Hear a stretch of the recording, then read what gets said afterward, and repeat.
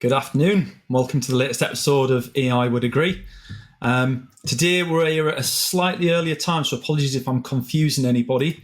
Unfortunately, we've got some unforeseen circumstances this afternoon, which means we've had to bring it forward a little bit. But rest assured, any of you that's normally viewing it at 3 o'clock, obviously the full video is still here, and you'll get to see it. Today's guest needs very little introduction in the world of contact centres and BPOs. Great pleasure to have John Devlin from Ascensos along today. Hi, John. Hey, Paul. Good to see you. How's it going today? You're in South Africa, right? I think you're my first South African location guest. Obviously, you're clearly not South African. Yeah, no, I'm clearly not South African, but yes, I'm in Cape Town this week, Paul. We're opening our second site here in Cape Town. So with the official opening last night, a lot of local BPO network in Africa were along with the usual dignitaries, etc. But all going really well. And apologies, I'm a little bit late in joining you, but again, just some unforeseen circumstances this morning. This is life now, right? Congratulations on the opening, John. Seeing the videos on LinkedIn, the photos on LinkedIn, it looks really top class. Looks like you guys have had a good time. And to be honest, there must be a few of the guys there with sore heads this morning after last night if all went according to plan. Listen, it was a cracking event, with a really good turnout. Some people that I've not seen in years, some people that I've never met in person. But you think you've met them, obviously, that old classic situation that COVID presented us with, meeting lots of people virtually and meeting them in the flesh last night was fantastic. A lot of our own guys there from our A team in South Africa as well. So it was a brilliant night. Really, really proud of everything that's been achieved. Brilliant. Yeah, congratulations. Looks like you guys are going sort of very much strength to strength. For anybody who's confused by why I titled this show, I love it when a plan comes together. You probably want to have a quick look at John's profile and the post that he put out on the back of my announcement for it. Obviously, as Ascensos, John refers to his team as the A team and uses the hashtag quite liberally. And yeah, great post that you put out. I love that photo. I've not seen that before, but just goes to prove what we all thought was right was actually the case. Yeah, that was Halloween a few years ago, and myself and some of the guys decided that we would try and replicate one of the classic images from the A team, and got as good as we could get to get it to the original photo. But we use the A team a lot, as you said, and I don't think we've infringed any copyright laws along the way. No, that's fantastic, awesome, and well, just for everybody who's watching us, wondering what we can expect from today. When I asked John what it is he wanted to discuss on today's show, we said we were going to discuss Paul Weller. What was the dates again, John? Sorry, 19. Oh well, it could be any dates actually, but I thought it was going to be like Mastermind. You had to choose Paul Weller's career between two certain dates. So I went from 92 to 99, which was his early stage of his solo career. But it could be any point of Paul Weller's illustrious career. I would be quite happy with mastermind questions. Well, I haven't got any mastermind questions, John, other than is there a link between Paul Weller and customer experience? Well, yeah, obviously these guys play to an audience, don't they? And they have to kind of make sure that they remain relevant for their audience, and move on with the times as well. And I think if there's any relevance, it would be that. If you want to survive, you want to remain relevant, for that ever-changing audience, whether that goes into Gen Z, etc., then you do have to modify your style, modify your output, modify your offering. And I think the same applies in our space. I've always had conversations with people about great entrepreneurs that you admire in your life, and I quite liberally talk about Paul Weller, and not many people think that. Usually go along the lines of Steve Jobs or Richard Branson, Elon Musk, etc., all the obvious ones. But I think musicians and artists are very entrepreneurial, in terms of how they create an identity, how they create a brand, how they create a profile, how they create a market proposition for their product, and then they adjust that to remain relevant, for an ever-changing audience, and I think it's a great example of longevity, remaining relevant, having your finger on the pulse when you see an artist that has survived over 4 decades and still sells out to audiences now. Fantastic. I'm assuming that's you've been. And I'm not his marketing manager. Maybe I should be. The tenors in the post. Yeah, it's absolutely true, and I think it's clear you guys have adopted, certainly over the last couple of years, really, really well. And you've come out of the back end of COVID firing on all cylinders. I don't think, from what I've seen, I don't think you guys took too much of a step backwards. I spoke to a lot of call centers during the last couple of years where they were really trying to kind of reinvent themselves to get where they needed to be and to kind of combat the problems that they'd seen come from COVID, especially around the utilities area. A lot of businesses kind of realised that wasn't a market of growth for them, and potentially it was something that they needed to move away from. How much success have you guys had over the last couple of years on the back of the foundations that you'd built? Listen, we were well positioned, for COVID on various fronts. Our still a relatively young business, 7 or 8 years old. Our tech stack was built, to be completely agile, completely flexible, work from anywhere solution. We didn't design it specifically for work from home. It was meant to be, a hub and spoke model that allow us to work from any location on a global basis. But it could very easily be adapted to work from home. Our IT guys will shoot me for saying it was very easy, because there's still a lot of heavy lifting to be done. But comparatively and relatively to other BPOs in our sector, I think we had the benefit of a tech stack that was young, flexible, agile, and able to be mobilised pretty quickly. So that helped. Equally, our market is retail e-commerce, and online retail done really well during the pandemic.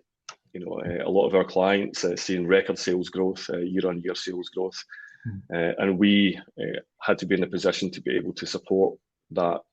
In a lot of cases, we kept the lights on for our clients when their high street retail ops closed, and more of their sales and their activity moved online. Then we had to step into the breach and step up to the plate, really, in terms of how we supported our clients during those very difficult days.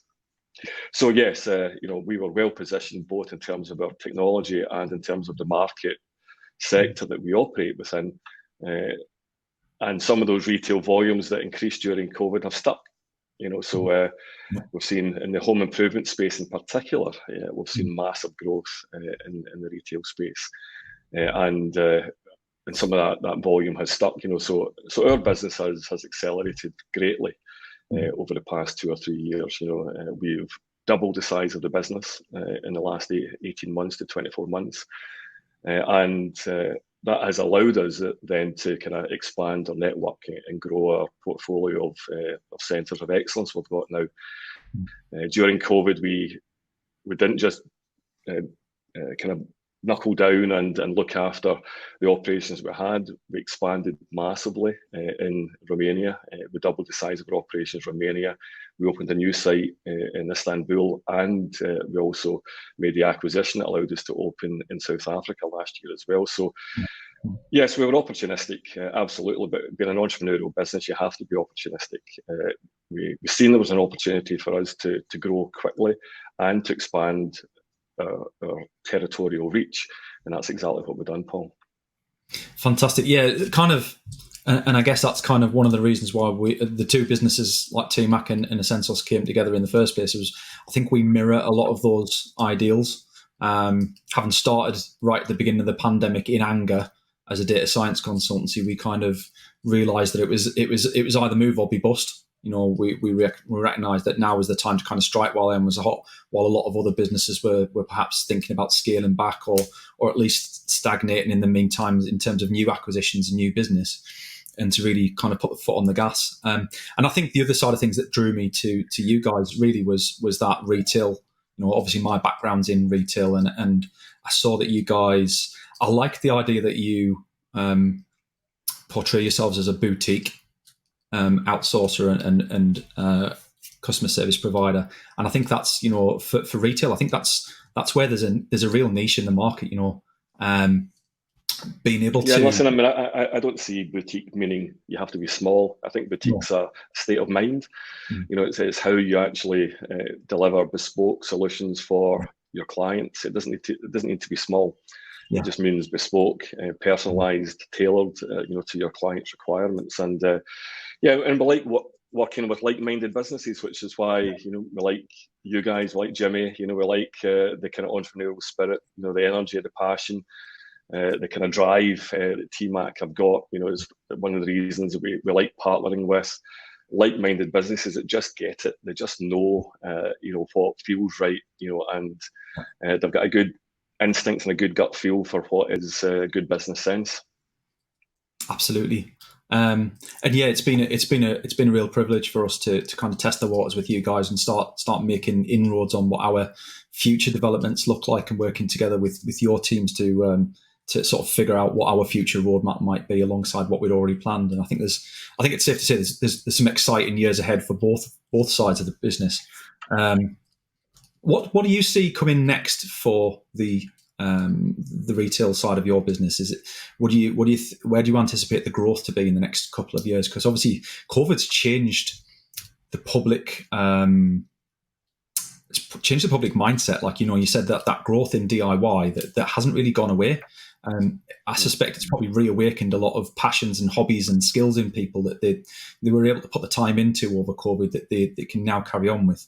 What's next in your eyes? Where do you see the future of technology and contact centres? There's certainly a massive trend in our sector, in the retail sector, of direct to consumer.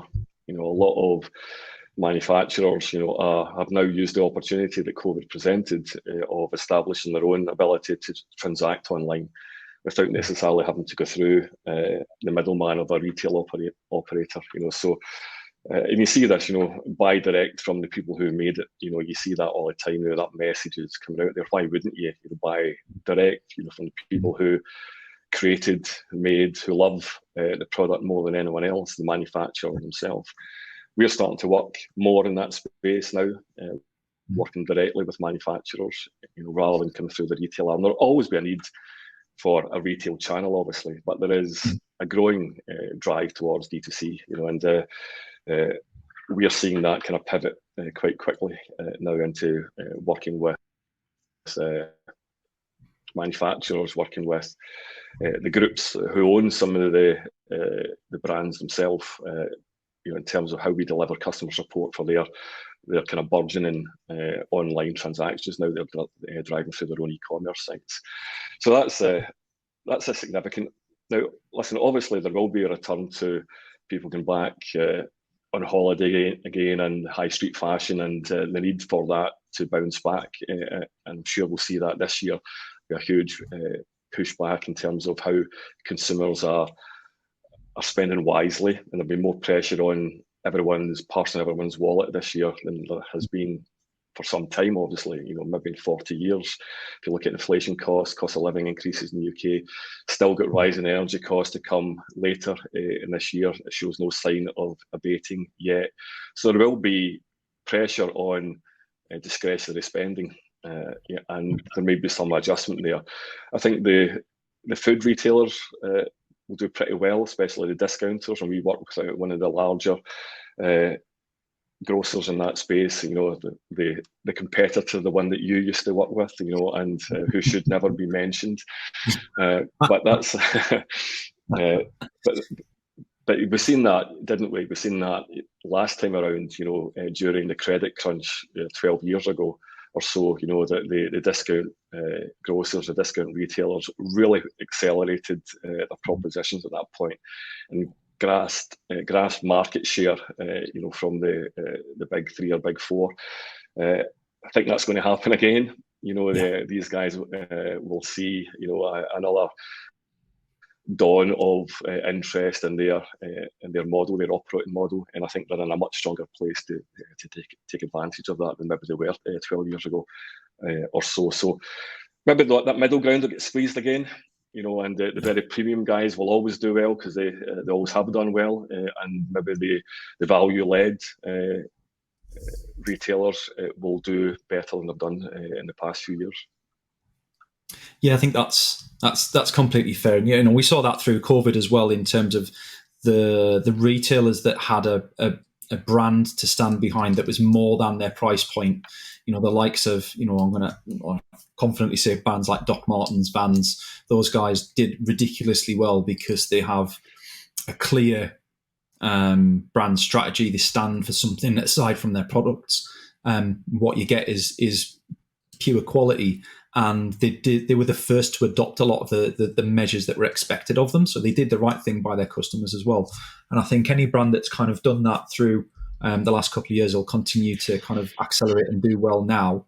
But you're absolutely right in terms of the discount retail space. I fell in love with discount retail. Everybody would be laughing at me now if they're watching this. I fell in love with discount retail like 15 years ago, and I think it's ironic because when times like this happen and you get the discount retailers put their big shoes on and wade out into the marketplace and do what they do best, they're already doing it. They've already practiced it. It's what they excel at. They don't need to change anything. They just need to knuckle down. When you see the big guys really trying to compete with them, it's almost quite funny. Like I do have a little laugh to myself sometimes when I see the bigger players, because they've got to get out of their comfort space to compete, and it generally finds a way of backfiring. But yeah, no, sounds like there's some really positive growth coming for retail, and especially for your clients. Like, I think you're positioned in a really good space for that. No, listen, and it's very clear, isn't it? Brands that have got a clear identity, a clear set of principles, a clear purpose, do really well. Modern consumers are looking for that. They're looking for that engagement, that attachment to something they can believe in as well. So you're right, these brands have got really clear identities, really clear sense of purpose, and maybe, there's always a drive about ESG in every sector at the moment, and retail obviously has to be at the forefront of every retail brand's proposition. Is how they face into the circular economy, how they face into what next generation consumers are looking for, and we have to, in our industry, in our sector, respond to that as well. Ascensos, people ask me what defines the characteristics of Ascensos, then that very clear sense of purpose and having principles as a business leader, and principles that run through the veins of the organisation. That's what helps set us apart. That is what creates the kind of the camaraderie, the sense of collective being in our business. Is a very clear sense from day one, a very clear sense of having principles about how we do business, how we conduct ourselves, with our colleagues, with our clients, with the community, but also a very clear sense of purpose about who we want to be. We want to compete with the global players. We want to compete on a global basis, but we want to do it in our own way, and not just to follow the leader. We think we can do that with our own style, with our own characteristics, our own personality, but we can still compete on that global stage. I think that sense of having principles and purpose is important in any organisation. That's great to hear. And again, I hear a lot of echoes of internal conversations in what you say as well, and it just kind of very much aligns the two together. I guess you've talked about the amount of growth that you guys have had and where you've had the growth. What's been the key driving factor between where you chose to have that growth? Because obviously you've got various sites around the world. What kind of drove you towards having the growth in the areas that you did? To find solutions for problems, Paul. That's how we operate. We don't have any sort of predetermined view that we must have an operation in every continent. Listen, when I started Ascensos, we were very modest about.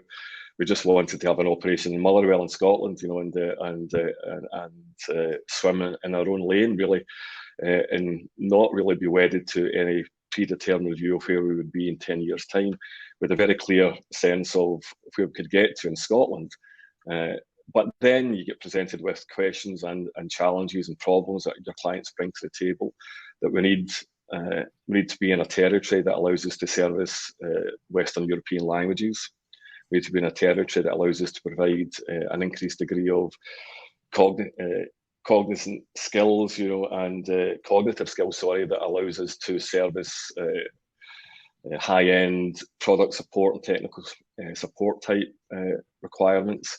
We need to be in a location now that services German and Dutch speaking markets, which drove us into Turkey. Turkey's a great location, to service German at scale, native language German at scale, but also Dutch, Arabic, and English languages. We can service well out of Turkey.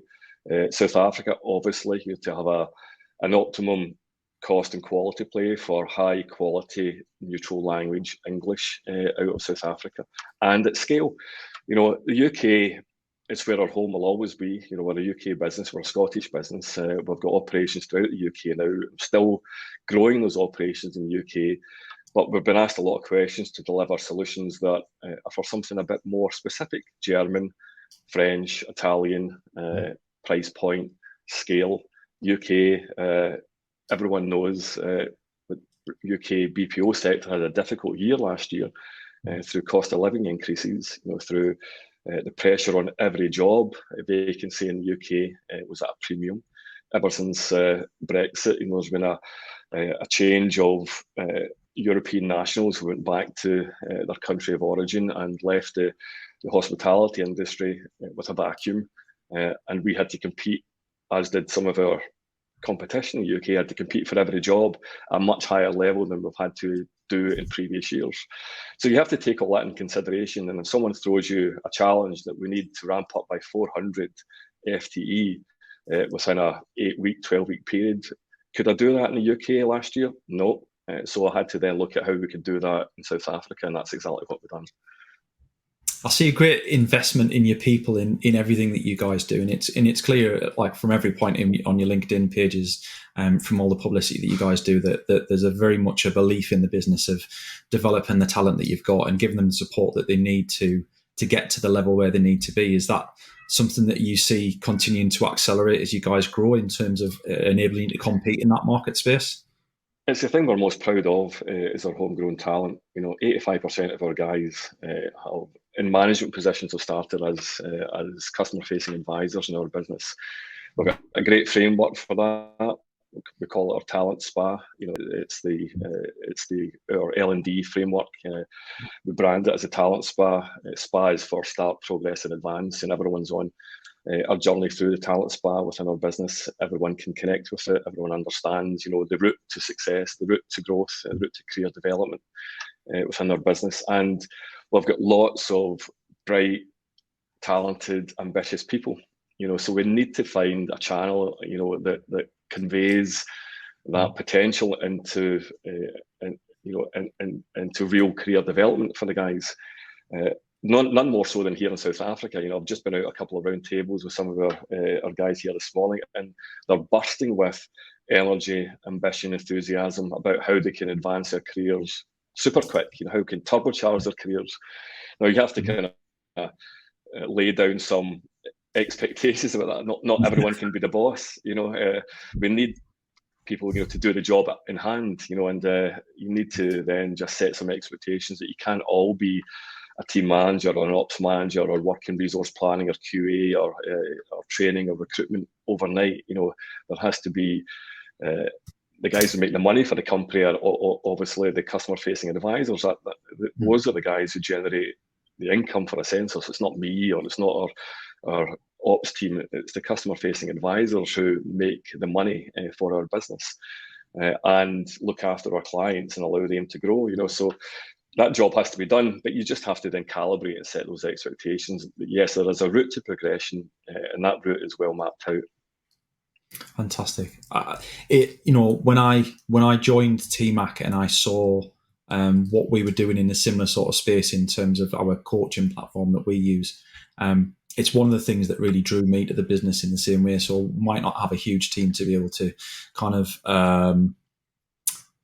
focus on that development at the moment. We're still a relatively new business ourselves, but being able to offer that support to other businesses in terms of, taking the conversation away from whether the development conversations happened or not, and focusing on what the outcomes from that development conversation were, is something that I wish I'd had that tool. And that's why I know that like it's a good fit for us, because I can talk about it passionately, because I know I would have given my right hand for that tool in a retail environment. We just didn't have that tool to do that.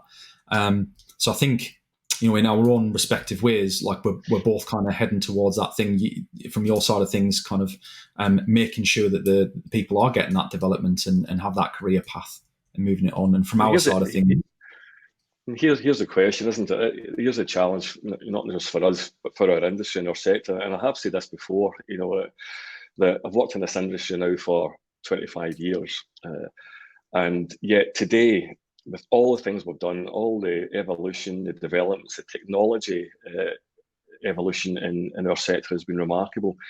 But you still go into a school or a college, you talk about careers with kids, and they never say they want to work in BPO. It just doesn't happen. There's never once one person said to me, I want to work in the BPO sector. That's what I aspire to be. Now, there's something wrong there, isn't there?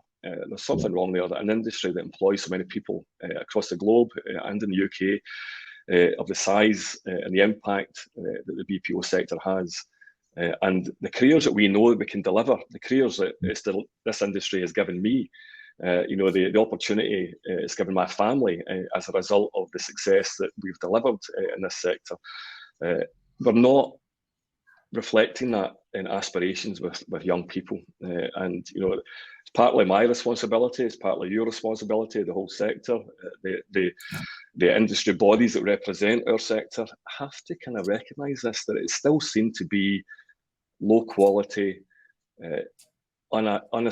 uninspiring, unambitious place to be, albeit once you join this sector, a lot of people love it. And we make the most of it, and we then give them the tools, the techniques, the capability to really generate really successful careers here. But we're not selling it well enough, Paul. We're just not selling it well enough. And until school kids of my daughter's age say to me, I really want to work in the BPO sector because it's interesting, it's sexy, it's cool, you can make good money, you can develop your career, then we're not doing our industry the service that it requires. That's true. It's true, and I think if you go out to I think there's a very different view of it in starting to appear now in the South Africa environment, where it is seen as a career of choice and people do want to get into it and do want to do well at it. Maybe not on the whole, but like that conversation, that tide's turned, I think, in South Africa now, and it's certainly in Romania, as an example, 90% of our colleagues at any level in Romania have got a bachelor's degree, and the job is seen to be of much higher value than it is in the UK. Just in the context of the wider job market and economy, it seemed to be a great place to work. Ascensos is seen to be an employer of choice, and the guys see it as a career that they really can advance themselves. They can develop a really strong career in our sector and make good money with it. And so we have to kind of face into that. It's a law of diminishing returns in the UK, and as someone who's very proud of our UK presence, very proud of what we've done in the UK, not just in Ascensos, but with BeCogent as well over a 20-odd year period. I think myself and some other industry leaders need to get our heads together and say, how can we change this? How can we solve this? And there are bodies that represent our industry, and maybe we need to lobby with them to do more to promote what we're trying to achieve in the UK.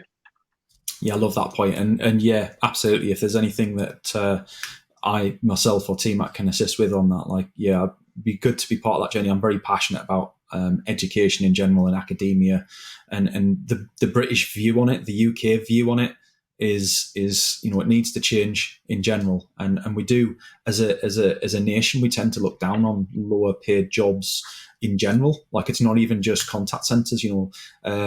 I talk with many people, things like cleaning the bins, street cleaners.